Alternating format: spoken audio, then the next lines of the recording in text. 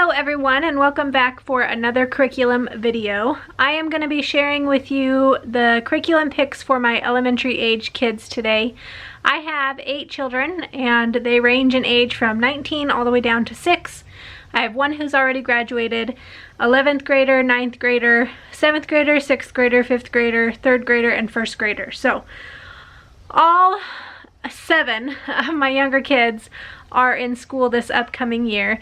We have always done a very family style learning until my kids get about middle schoolish age and they are ready to start working independently. And we use a lot of master books. So let me set all this up for you. I want to show you what we got for math, language arts, history, science, and Bible this year. Alright, so I'm going to begin with Bible. I don't have this exactly figured out yet, but I do know a couple things that we're going to start with. I have a really hard time planning things for the entire school year. It just seems like a lot for me. So if I don't choose a specific curriculum for something like Bible or like history, I just kind of do bits and pieces at a time, and when we finish those books, then we pick out some other ones and move on. So the first one we're going to start with for Bible is this book called Sammy and His Shepherd, Seeing Jesus in Psalm 23. So we're going to read through here. It was really this I was looking at. It's really a cute little story. It's got chapters for each verse, and then we can discuss and talk about it because there are discussion questions here in the back. So I'm going to try this out. We'll read through the psalm and read through this little book and discuss it. And then we also will be doing, that will be part of our morning time, so we'll start with that for Bible. We also do obviously family worship, where my husband reads and teaches us from scripture. We work through catechisms together as a family, and so we don't just do Bible studying during school time. So starting with that, also as part of our morning basket, or our group work, I guess, I don't really know what to call it, we're going to be reading through the story of Jesus's people. This is from Generations, and I ended up actually getting the entire set of their elementary history because they teach it in such an interesting way, but we are just going to use these as read-alouds, and if there's something that really sparks our interest, we can do a little bunny trail off of that, do some notebooking with it. But we're going to start by reading through this book here as part of our morning basket, and then I've got an entire stack of books here to show you that kind of go along with the story of Jesus's people. So let me show you those. I've got The Monk Who Shook the World. I've got Early Church Fathers, Legends of Faith from Master Books. This is a new release. The Glory of Grace, the Story of the Canons of Dort.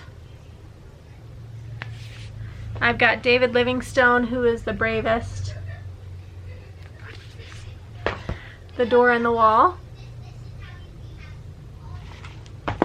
The Prince's Poison Cup. This is by R.C. Sproul. The Donkey Who Carried a King, also by R.C. Sproul. The Priest with Dirty Clothes by R.C. Sproul.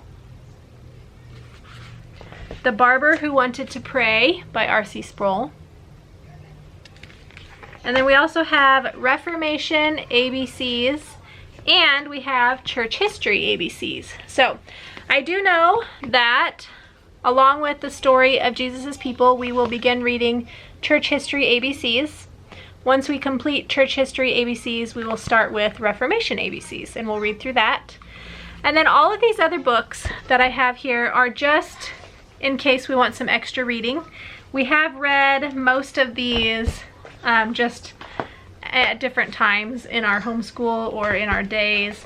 Some of them we have not, so I would like to get to those, but those are just in case we want extra reading. I've always tried to teach history chronologically. I started that way with my oldest daughter, and in the last few years that has kind of fallen to the wayside, but my brain still functions that way, so I feel like every time I'm trying to pick out history to study, I'm trying to pick extra books that go along with it, and those aren't necessary, but I pick them out anyway just to have them sitting there in case we want to do a little bit of extra reading. Alright, so that is part of our morning basket. I also have a big list of read-alouds that we are going to be working our way through. The first two we're going to start with are the 21 Balloons. We have read this before, but it's been a few years and all of my kids loved it. We even had neighbor kids coming over at that time and listening in with us when we would read. So we're going to start with the 21 Balloons. I also have Pippi Longstocking to listen or to read. And then we are still reading the Wing Feather Saga. We're almost done with that. That's on audio, so we listen to that in the car. And then I've got a list of some other books, and I will share those along the way as we are reading them. But we're going to start with those two. So next up is history or geography. We will be using the story of Jesus's people as part of our history, obviously. It is history, but we're using it like a read aloud. But on top of that, we're also going to be doing a world geography course. We're going to use elementary geography and cultures, or cultures and geography, from master books. But I'm not using the teacher guide. So we'll read through Passport to the World. We will read through Children's Atlas of God's World. And those two are part of that course, and I'll just follow the schedule for those. And then I also have these other books here, not necessary. We will probably read through some of them if we want to. They're just extras. This is Geography from A to Z, in case we need to look up some words to try to figure out what things mean. I also have Trapped by the Ice. This is just a book we had on our shelf that we have not read yet. So I thought it might be interesting when we're studying like Antarctica or something. And then The Top of the World, Climbing Mount Everest. We thought that one might be good also when we are studying the country that Mount Everest is located in. So that will be our geography. Along with this elementary geography and cultures, we will be using My Story 1 from Master Books. I don't have this on like physical book because I bought it on PDF. I'm using this with my first grader, third grader, fifth grader, and sixth grader. And I'm doing the two courses together because I really want to use My Story, but I want to do it as a group. And so my older kids will be doing it as well, along with the reading through those geography books. And then with the Passport to the World and the Children's Atlas of God's World, I have printed off several notebooking pages from notebookingpages.com. I have a lifetime membership there, and it is, I just really love it because they have notebooking pages for almost anything you could possibly think of. So each kid has a map of the different continents. So they've got North America, South America, Africa, Asia, Europe. There's Europe. And as we study the different countries, we will find them on these maps and color them in. And then they also have some notebooking pages, one for each country. So this one is for Bangladesh. It will be the first country that we read about. There's a spot for a picture and some copy work, and they can write the name of the country up there or whatever it is that they want. There's in their spot here. So they have a notebooking sheet for every country that we will be studying. There's France. And as we read through those countries, then they will fill out these notebooking pages, and this will be most of what our history and geography notebooks consist of this year. And then they've also got the My Story worksheets. I printed these and then stapled them 1 week of work at a time. So they've got their whole week's worth, and I plan to just read through this with them and work through the worksheets. This will be very simple for my older daughter, for my oldest daughter who's in 6th grade, but I know she'll love it because she loves to do school, but she doesn't like it when it gets hard. So I know she'll love to do this My Story 1 because it'll be simple for her. And I also think that all of my kids will learn because there's a lot of stuff in here that we've not covered yet. So that is the plan. They've each got their papers here in their folders. This is their Quest collector card for their first 9 weeks, and then they've also got a world map in there to go with My Story. I also have to add with the geography, the world geography, I made some little, kind of like a story disc from 5 in a Row. I took that idea and I made these, and then I put the state or the country flag on each one. So I've got one for each country, and as we work our way through these countries, we will take these, I'm going to cut them out, and then I will attach them to our world map on the wall, just like you would with a story disc from 5 in a Row. But I thought that would be a fun way for the kids to be able to recognize on the wall world map where all these countries are. Just another way to help them get a bit of extra geography practice. If you use this geography or you plan on it and you want these story discs, I do have a link for these down in the description box on my blog. You can go and get a free copy of them to print off yourself. So for science, we are gonna finish Adventures on Planet Earth that we did last year. We didn't complete the whole thing. We're on week 25, so we've got like 7 or 9-ish weeks left, I think. So these are all just printed 1 week at a time, and actually the kids don't even have their own packets, because I just read through them and we do whatever. If there's a sheet that I want them to do, I'll go make copies of it, but we mainly just read through it and talk about it. But the kids have loved this. We loved this last year. I know we will enjoy it again the rest of it this year, and then we may move on to the next Let's Talk Science level. I haven't decided yet, or we may start a study on some dinosaurs. We talked about doing that as well, but we're going to finish this first, and then we will decide after we're finished with this what we're going to do next. Alright, so now for my 5th grader, 3rd grader, and 1st grader, their language arts and math.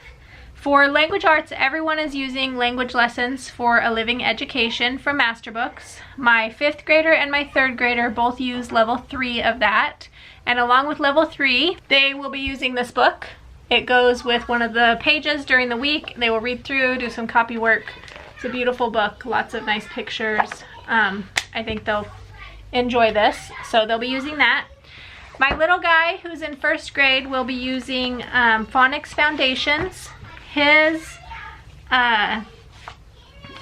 He will begin this, and then we'll just work our way through it, and when he finishes with this, he will move on to Language Lessons for a Living Education level 1.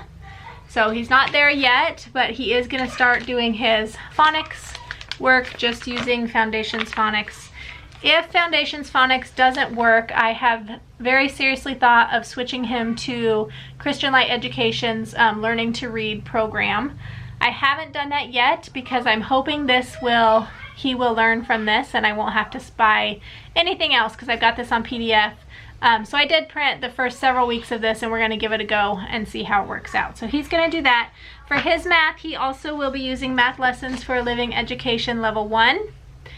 And I wanted him to use this because I want him to have the extra handwriting practice that they get from things like an actual math book rather than math on the computer, which is what my other kids use.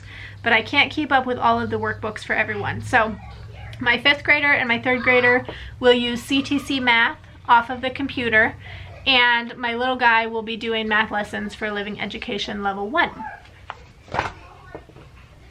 Alright, so that is all for the curriculum for my younger children, my elementary age children. My 6th grader is a bit different as she does her science by herself, and then obviously the upper level of language lessons and math on her own, but she will still be joining us at the table to do history, geography, and our read alouds, our morning time.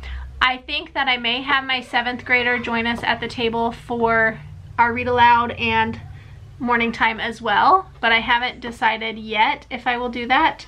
I think I might leave it up to her because she really likes to go work on her own to get her school done, and it takes her a little longer. She's very thorough, and so it takes her a bit longer to do things. But the rest of us will be doing our morning basket, read alouds, history and science all together at the table, and then my bigger kids will be working on their own. But I hope this was helpful. I do have links in the description for all of these things that I am using, so make sure you go down and check those out if there was something that piqued your interest. If you have any comments or questions, please leave them down in the description box and I will get to them, and I will see you all on the next video. Bye-bye.